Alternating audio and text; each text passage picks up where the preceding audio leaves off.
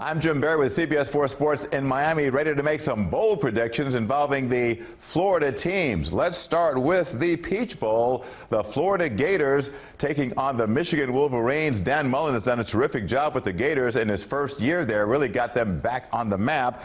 Gators this year 9-3, taking on the 10-2 Michigan Wolverines, who had a terrific year, except they couldn't beat Ohio State and they couldn't beat Notre Dame, and that's why they're here. But I still like the Michigan Wolverines to win this football game. They've got a lot of depth. Moving on to the Pinstripe Bowl, or should we call this the Consolation Bowl? The University of Miami taking on Wisconsin. Both of these teams really expected to be in much better shape at the end of the year than they ended up being, as both teams ended up 7-5. As for the Canes, they had a 4-game losing streak that really sabotaged any hopes they had of really making a bigger dent. This is a rematch of last year's Orange Bowl. The Canes had trouble with the rugged Wisconsin Badgers then, and I think they will again. And last but not least, we've got UCF taking on LSU in the Fiesta Bowl. This could be a very entertaining matchup. Now, LSU, a team from the mighty SEC, and they know that UCF is coming in there with a huge chip on their shoulder because UCF, ranked 8th, thinks